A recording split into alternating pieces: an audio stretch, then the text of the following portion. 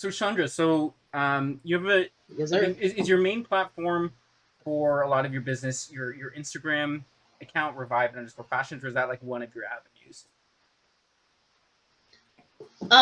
Mainly, I would say it's mainly Instagram and Facebook. Like that's mainly where I promote my stuff and mainly where I get most of my clients from, to be honest. Okay. I mean, I have my own websites and whatnot as well, but as you guys know, like people will just have way more access to Instagram like a lot more frequently. So that's usually where I get the most buzz and it's helped build things for me. So I can't really knock it. I just keep doing my thing. But yeah, it keeps me busy. I mean, and during all this stuff going on, like I had to start doing different things because obviously I wasn't able to do as many gigs as normal or be out in the like the regular way. So I started doing like my like 50 Thursdays and stuff like that, where I sell things off and whatnot, auction items off to people and stuff like that, and that kind of has been going great. So it's just been I just have to pivot a lot with different stuff in terms of like the marketing aspect and whatnot. So yeah, Yeah, and it's I been feel working like out that's well for me.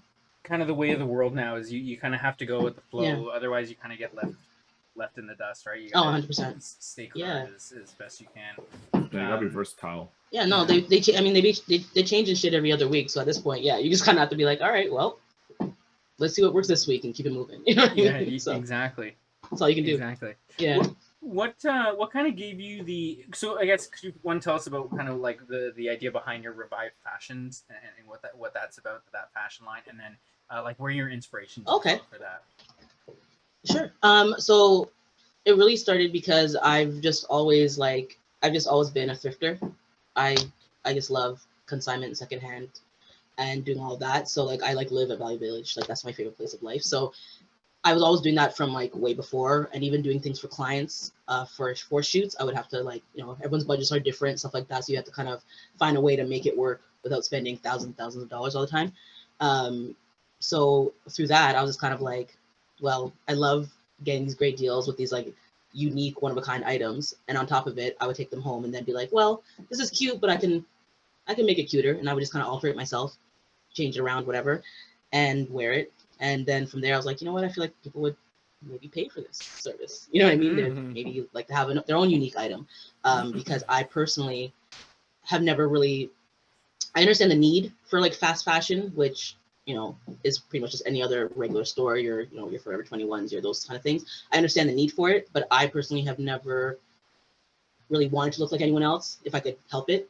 So I kind of wanted to allow people to be able to like express their individuality and like really just make something their own and not have to feel like they'd walk into a party and 18 other people are wearing the same thing. Because there's nothing worse, especially for a girl. That's like our nightmare. So we're like, not about that life. You know what I mean? So like, yeah. I was gonna say for girls, that's a nightmare. For guys, when we have the matching shirts, like, We're like, yo, sick shirt, bro. You're like, oh my god, $6? Like we're here. Yeah. No, what exactly. I think is super cool about what you're doing with Revive, though, and I didn't know this until my wife to be told me, that apparently the fashion industry is like one of the biggest polluters around because no one recycles their clothing, and especially when you're dealing with celebrities and stuff, they wear their outfit once and then that's it. So exactly. Yeah. So with what you're doing there and recycling and repurposing old items or just different items, whatever it may be, I dig that. I think that's if it's not already massive, it's going to be massive. I think you're for the planet. I appreciate you. You can't go wrong. I like it. I like that a lot. Yeah, it's like you're doing your own little part, right? I mean, obviously it has to be a way more global thing, but for me, it's like, well, if you can make use of something, like I feel like there's a treasure in everything. Like you just kind of have to look for it, right? So instead of just getting rid of items, or like a lot of my clients do, a lot of them will have like this bunch of clothes in their closet they haven't worn for like 6-7 years, and it's just sitting there, and they're just like, well, I don't know, it doesn't really fit the same. I'm like, well, you want to do something about it? Like, you know what I mean? Because it's just taking up space. Like, you know what I mean? Like, it's just sitting there, and I'm all for donating, because like myself and my family do that like big time. We donate things as well, but they also end up in those secondhand shops, and so it keeps it going in a cycle. So like, nothing wrong with donating, but if you can make use out of something that you once loved, but there's something that you still love about it, why would you not capitalize on that and make it your own again? But to meet, like, to match who you are now versus who you were then, right? So that's kind of like the mindset behind it, and it kind of sparks something in a lot of people, and they're like, oh, I didn't even think of that as an option, right? Because they're so used to looking at the trends.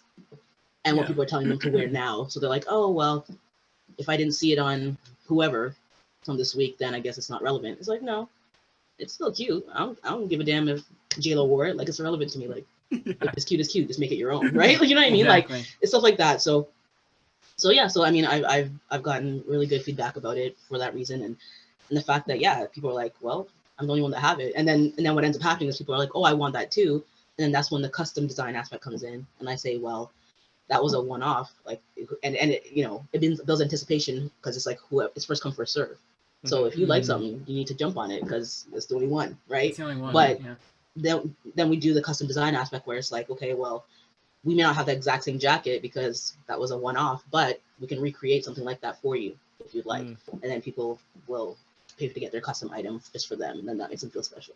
So do you find a lot of the make business people feel happy? Do you find a lot of the business is people donating you stuff or however you come across your materials to just make stuff and sell, or do people come to you specifically with like, hey, this is an old jacket that I used to like, can you do something for me? Like, is it a lot of custom orders or a lot of just do what you want with this stuff? Earlier on, it was a lot more of the custom orders.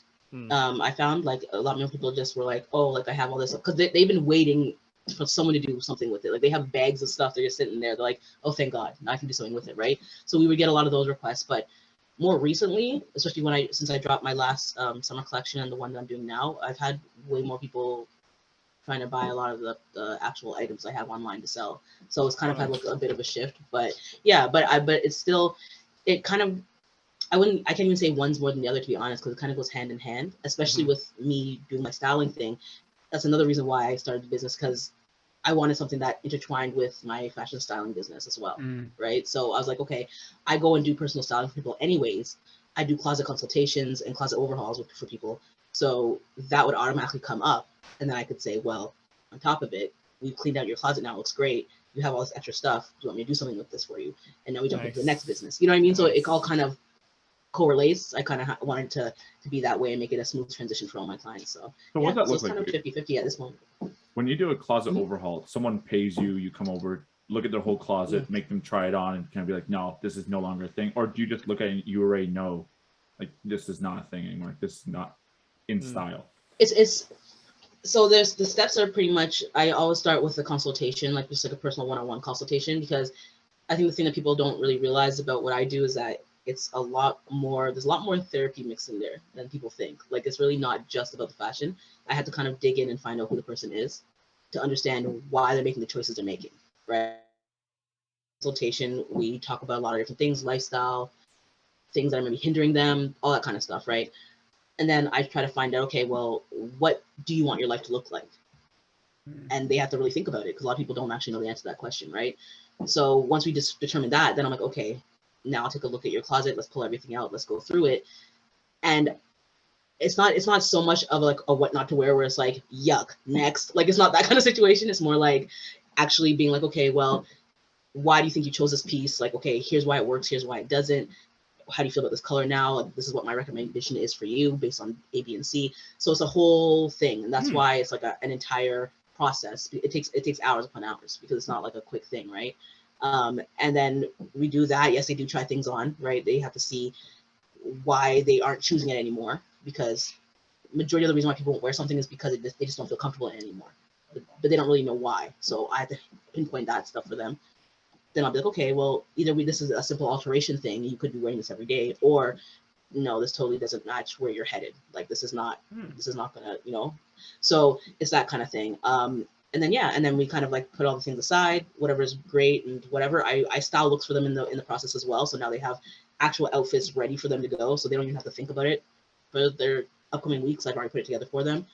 And then and the other stuff either gets donated or I can revise some of it, which I've done for that as well, and kind of go from there. So it's actually a lot of little steps just to kind of bring together cohesive like wardrobe and to make them feel confident in like their choices. So yeah, that you next thing I think would happen to like your entire, like if you did this with Lucas, you next the whole closet. I think you would just his closet is empty, 100%. Might even burn the house down. When you say that you don't say yuck, ew, to me, you say that to me before you see my closet. You'd look at me and be yuck, ew. I mean, that's just fair. Look at the closet. And that may first. happen. I'd like to think I'm a bit more professional than that. So I say it in my head for sure. I mean, I say to your face. For, though. That's a for bit sure. much. She said for sure. For too. sure. For sure. For sure. 100%. Yeah. 100%. She'll look at my closet and she'll be like, okay, why? Yeah. Why? Yeah. And that would be a valid question. Absolutely.